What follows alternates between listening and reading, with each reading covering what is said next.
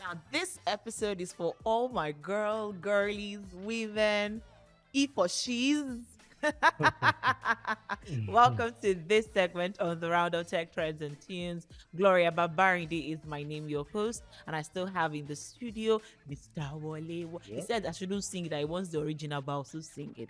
Wole Faroun Yep. joining us for this conversation. Women in tech, the wins, the challenges, and of course, how to build a successful career in a male dominated industry that is tech, especially in Nigeria. That's the conversation that we're about to have this time around. And before I bring on our guests, we all know we have numerous women around the world doing amazing things in technology, showing us that what a man can do better, good do well, a man can even do better when it comes to technology. There's Funke Okweke, the founder and managing director of Main One. There's of course Sholape Akipelu, the founder of Hervest. There's Ifeda Odursimi Eti, the founder of Herconomy. There's Toby Ayeni, popularly known as Miss Techie, who is also a content creator. I mean, I could go on and on and on and on about women who are thriving and doing amazing things in the world of technology. It's no news that we have a couple of chief technology officers that are women in many companies today. And it's really interesting to see that women are beginning to own that space. Wale, when we were having a banter earlier, you were telling me how that this conversation, you do not think that you really have much to say about it. But I think you have a lot of women in your company because you have a tech company that are doing amazingly well. As a matter of fact, our producer is also a woman in tech. Yes, and she's doing fantastic well. So tell us, Wale, why do you think women are? You have to talk. You can't say that you don't know what to say about this. You have to say something. So I didn't mean that. What I Okay, meant that's to okay say then. is that I'm not as qualified to hear my opinion like you and our Why? guest Okay. because, first of all, for the obvious reason, I'm a man. I'm in tech. This is a profession dominated by men. Yeah. Uh, I need to learn. I'm Mm. a leader in the space. I want an inclusive space. Mm-hmm. We Mm-hmm. want a place where women thrive. I Mm-hmm. love the example of the women that you gave who are Mm-hmm. leaders. Mm-hmm. We need more women. Mm-hmm. We need equity in the Mm-hmm. space. That's what is going to Mm-hmm. continue to drive Mm-hmm. growth in the space. So Mm-hmm. I want to learn Okay. as much as I want to hear my opinion, but I want to listen. I Mm-hmm. want to understand what the challenges are from our guest perspective, who is also a champion in the space. So looking forward to a very productive, candid, and collaborative conversation on this one. Amazing, Yes. amazing. So today you are a E for she, solidly behind us today. Let me So pretend like I know what that means. And yes, E I for am. she's, they are men that solidly support women the cause of a woman. Go for it. This man. Joining us to have this very interesting conversation that I'm really excited about, of course, is a woman who is thriving, right, in the balance between business, operation, structure, and leadership. She's the co-founder and the COO of Golemon, a tech-driven startup that delivers groceries and household items to your doorstep. In our Nigerian palace, we call it to your domot. Yes, she does that. Please make welcome to the show, Texas Extraordinaire, Abiola Yeah, hi. Showemimo. Thank you very much. I think that all those accolades are so much. I really Now do it's for you. appreciate We have it. to give you your flowers. Thank you very much. Very happy and excited to be here to, also share and learn from everybody. I think this is where we're going to the intros, right? Of course. Okay. I mean, like you said, my name is Abiola Showemimo. I'm currently COO and co-founder at Golemon Technologies. What we do is that the simple way to say it is we're an online supermarket.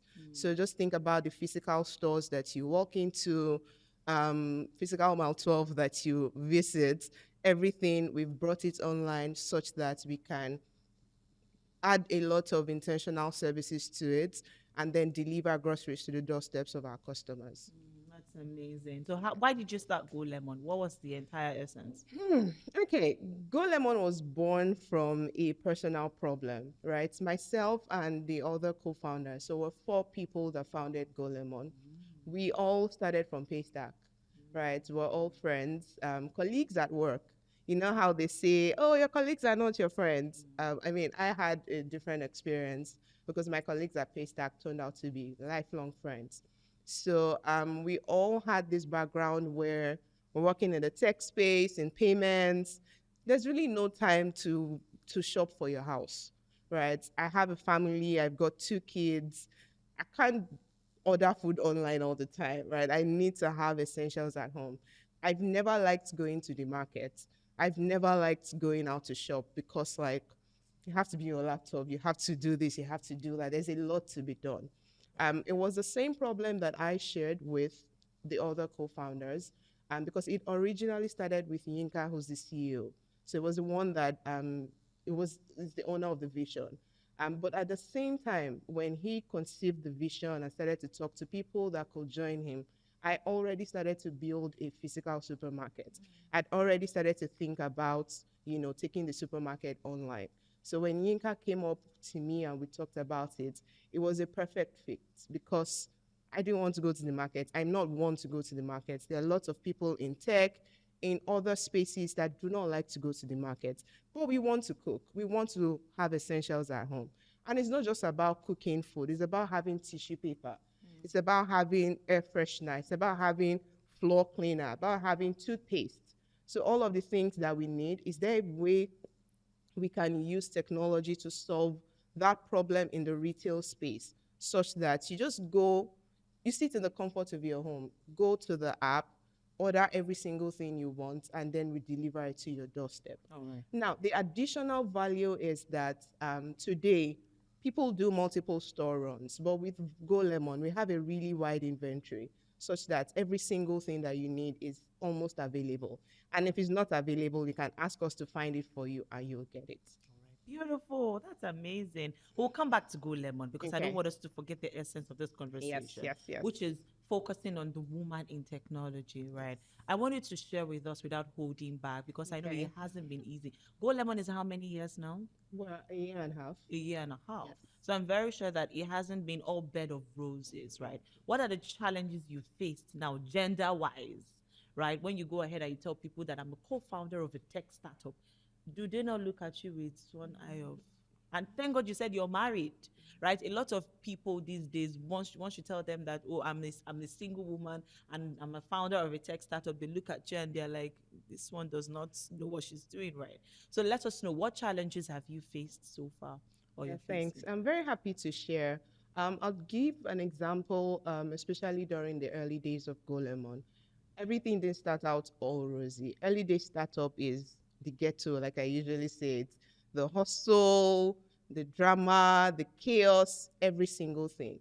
It's one of the reasons why some people love to build startups, but it's there. Because Go Lemon is a combination of tech, of retail, there's a lot of dirty, like physical dirty work that needs to happen. So in the very early days, I used to go to Mile 12 myself. I've never been to Mile 12. Go Lemon was what took me to a co-market. It was what took me to all of those places. And I found myself in conversations with, suppliers and all, where I'm trying to build a partnership, but it just was kind of difficult for them to understand that I was a decision maker. And they were talking to like the final person, especially because like I used to look homeless a lot. I wasn't thinking about like makeup, hair, all of those things, just because of the hustle that was involved at that time. So I used to get into all of those conversations where it's like, let's talk to your boss. Just direct this conversation to the right person. And I have to remind them that, well, you're talking to the right person here. Let's take this conversation further. I think that even though that happened, there's also been situations where there's been a lot of reception. So what I'm driving at here is that I think the society has evolved from, women being seen as, bottom of the barrel or people that do not have a right to take decisions. Things are starting to get better because all of the Texas and not so Texas in the house these days, they are not green for anybody. You They know, know they agree. they are not. They are not. I like to see that, women are stepping up, stepping into boardrooms, stepping into positions of authority. And I think that all the other genders involved are starting to accept that. So the narrative is gradually Yes, changing. yes, it is changing. It's It is not longer as changing. bad as it used to Yes, be. yes, yes, it is changing. Wally, I'll let you Yeah. chime in. So, like Gloria said, I run a tech organization, and I've done that for over a decade now. And um, one of the things that I've personally tried to incorporate, it didn't start deliberately, but over time, we realized that we're there, is to have, um, g- you know, female gender representation Yes. at the management level, Gender balance. as much as we could, to the point that, one of the portfolio companies that we run is run by a woman. She makes her decisions. She tries to grow the business for us. And, we think that she's doing the best that she can do. I don't think I've ever thought that if this was a man in this position, our growth would be better. It never occurred to me, because I think she's doing a great job. But all that said, I still think that the reality is that from a woman's perspective in this space, there are still some issues that we all have to deal with. There's issue of bias, implicit bias. Hiring an engineer, for example, in our image in our head is the engineer has to be a tech bro. There's discrimination, whether we like it or not. People talk about work-life balance. I think that's a big one. That's a big one. And I want us to talk a little bit about that from your own perspective. You mentioned at the beginning of the conversation, you have Married with two two kids, right? Two kids. Yet you are running. A Yet you are running a tech startup. and Yeah, you're tech running the startup. operational side of things, which I know that gives you a lot More of demanding. It's very demanding. How are you balancing this, yet giving confidence to your co-founders that, look, I am on top of this and I'm driving this the way you expect me to drive it? Great question. That's a very tough question, because I don't believe that there's any such thing as balance. That's my personal perspective. We're in the same WhatsApp group. Yeah, Yeah, I just think that you prioritize. And especially as a woman, you sort of have more responsibilities. I'm not downplaying, men and the things that they have to do. But on the home front, if you have a family, you've got kids, there's a lot of responsibilities there. And let me describe how it plays out. How it plays out in my head. To my children, I have to be like super mom, meaning like I have to be there. I don't have any time to myself. I don't have any right to be in my feelings or to just want time to myself. They're toddlers. 3 years, 6 years. So like they don't care much about me and my emotions. They just want what they want. They have an image. They have expectations of their mother that I have to meet up with. Now at work, it's also like, oh, Biola, CEO, co-founder, operations, everything has to be fine. You have to step up. You have to be here and there. Blah blah blah blah blah. I also have like other parts to my life. I run other businesses, right? I run food business. I run the supermarkets as well. I'm also supposed to be, present here, present there. Please look at me from head to toe. How many am I? How many am I? Am I? See one. Exactly. In how many parts can I divide myself You and can. still be equally efficient? That's why I think that there's no such thing as balance. What I do personally is to prioritize what's going to take the most priority per quarter. So I think in quarters, and I've configured my brain to work in folders per quarter. So this quarter, my children, what do I need to focus on the most? Excuse me. Where do I need the most help with them?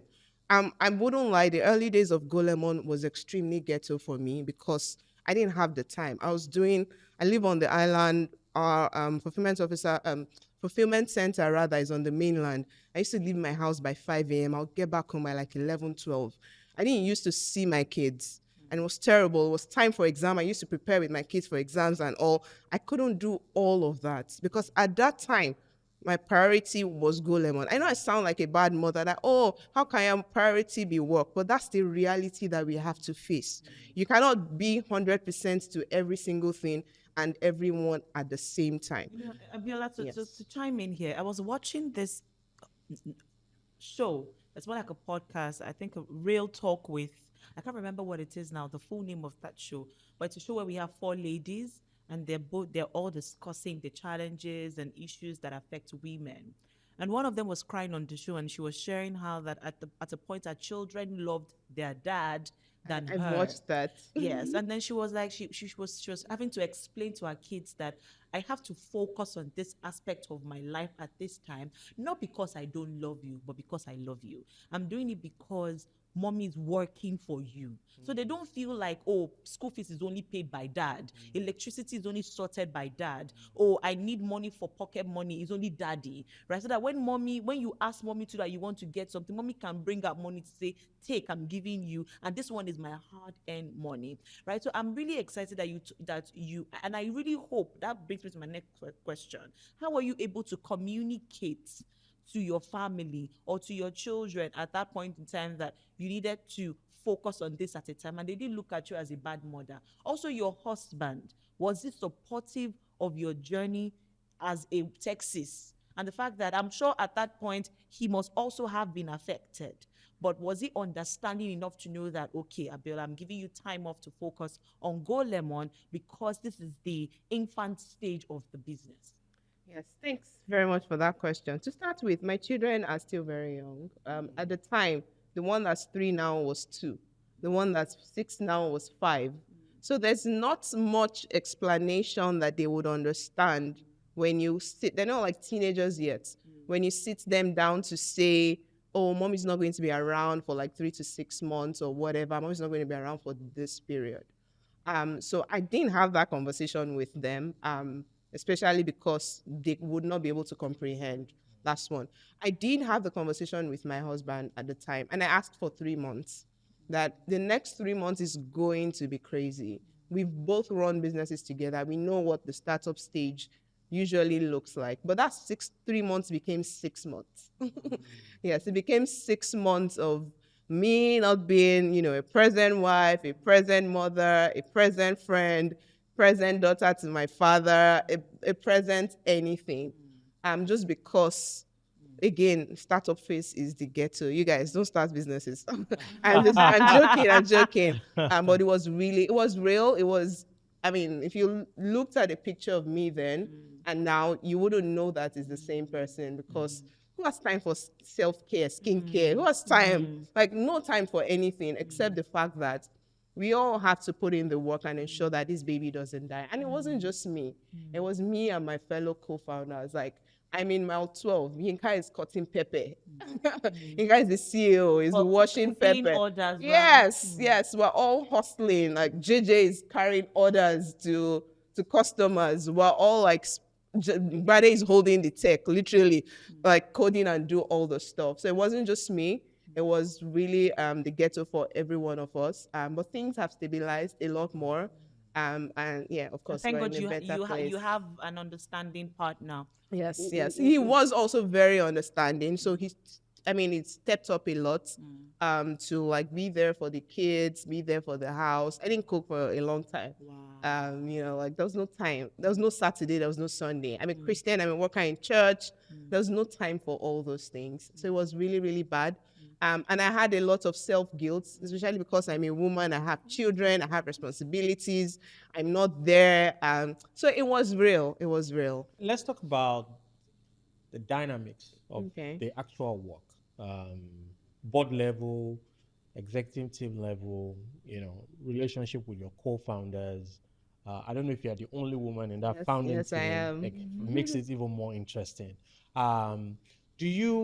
Can you share as much as you can share, of course, because it's still an active team. I don't want we don't want any trouble. But as much as you can share, what the journey has been, being the only founding member of a startup with a lot of challenges at the beginning, like every other startup faces, and how you've been able to evolve and be on your own, from that perspective. And to add up to what he has said, did community play any role for you? Mentorship? Did you get mentorship? You get it being, it's like you're the only woman in the midst of all the men. Exactly. How has it been for you? And was there community? Did you have a group of women, probably other companies that you could share your burden with them and they'll help you? Any mentors and all that? Let's know.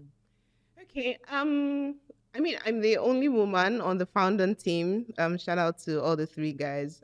I think that what has made the journey a lot easier is the fact that we were all friends first for many years. And trust each other Yes, we did. professionally. We Yeah. did come from a background of trust, right? A background of like real friendship.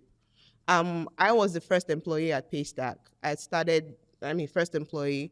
The other guys started, like second year of Paystack. So we had been together. We had been working together for like 6, 7 years, and we had built friendship. So we had gone past the stage where we would be butting heads over frivolities. So I think that my story is maybe a different type, because I'm building with friends. I don't think I've ever had a situation where I'm feeling like, wow, you guys are doing like guy things and you're leaving me out, because we all have different strengths, right? You were one of the guys, What? so to speak. Exactly. I mean, Bade is the CTO, like technology, JJ marketing, Yinka product operations as well, me people operations as well. So everybody just has respect for each other's strengths. And when we need to take decisions, if it's something that has to do with marketing, we know JJ is the person with the expertise there. So let's hear you. If it has to do with people, with systems, with people, with operations, we know Biola is the person. It has to do with, finance. It has to do with products. We know that's Yinka. So I think that our dynamics is special, it's different, and I have personally not had any experience that made me feel a type of way. However, that is not the everyday experience. Yeah. I want to acknowledge that I've had different situations. I've also had a personal experience. I think I just remembered it now with a certain supplier. Someone said a contact with me. I was supposed to talk to them about, a partnership. And of course, we're in tech. We're used to first name. So I was like, oh, hi, Wole, just for an example. I was like, what? I'm Mr. Wole. Like, who are you to Because call it's a me? lady that Yeah, called I'm you. sure that if it was a man that made that No, it call, wouldn't they would be. have rolled as guys. Yeah. So yeah, I think my story is different. Acknowledge that there are different situations out there. I've had different stories where you consistently have to show your workings. You consistently have to That drive you deserve the position that you deserve that given. spot. Like that spot is deserving of me, not because I'm not showing my workings, but because I'm of this particular agenda. Yeah. Let's return to Golemon now. Yeah. I want to talk about it and how far you've come as a brand, right? Because you mentioned that you are into supply of groceries and household items to people Yeah. at their doorstep, at their domots, right? So how has it been so far with the brand?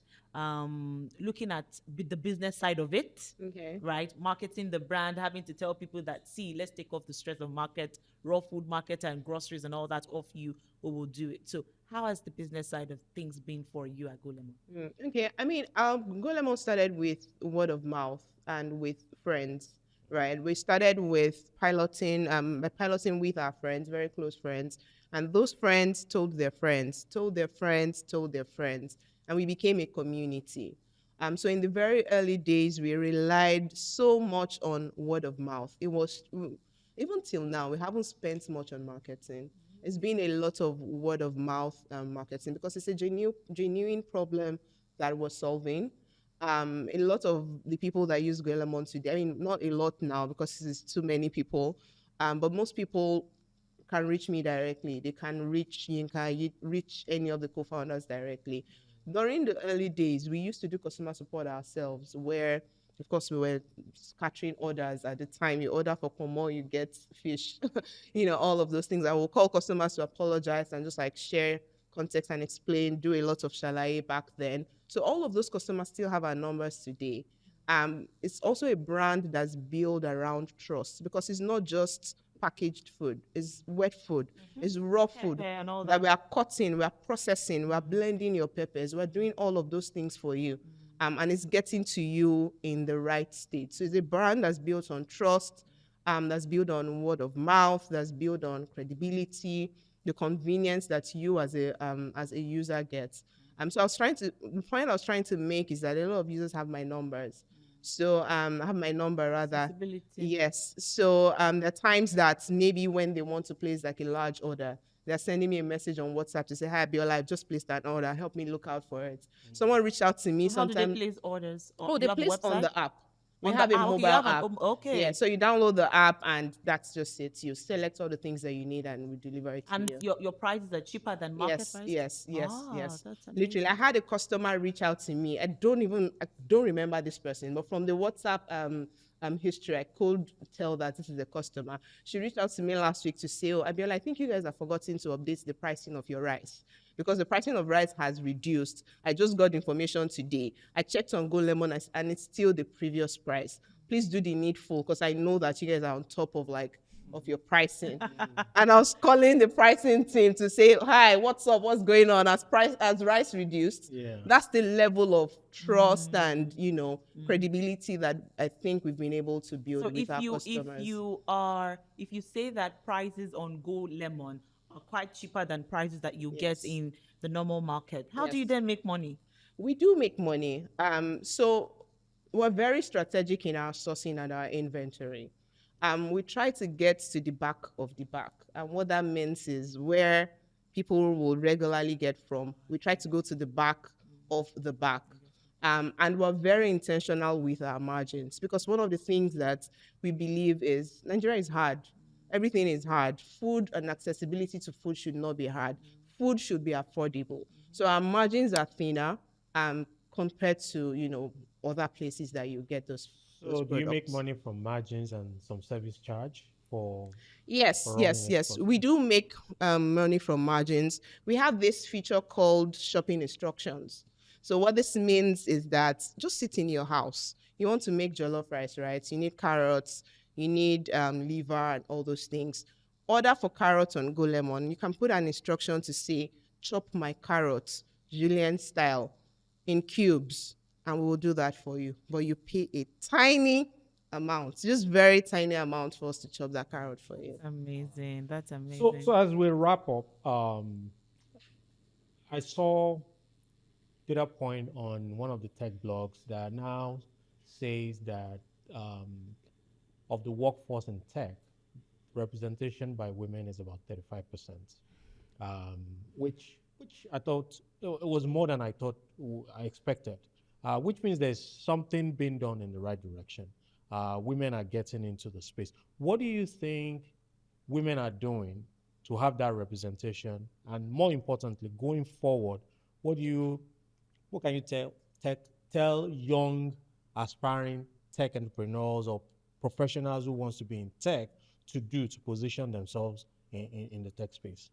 All right, thanks a lot. I think that there's been a lot more awareness around the tech space and a lot more sensitization for women. So you'd see younger girls, ladies, just wanting to, maybe their parents force them to study microbiology or what are those fancy things that parents want? Law. Right? Or medicine, medicine, Exactly. surgery. And then right from, because I know a few people that are doing this, right from when they're in the university, they're taking courses in data science. They're taking engineering courses, even right from teenage age. Like Yes, parents are during now. long breaks, Exactly. holidays. They're now introducing robotics, they're introducing AI, all of these things to what children are learning, what teenagers are learning. We women, we're also seeing women representing.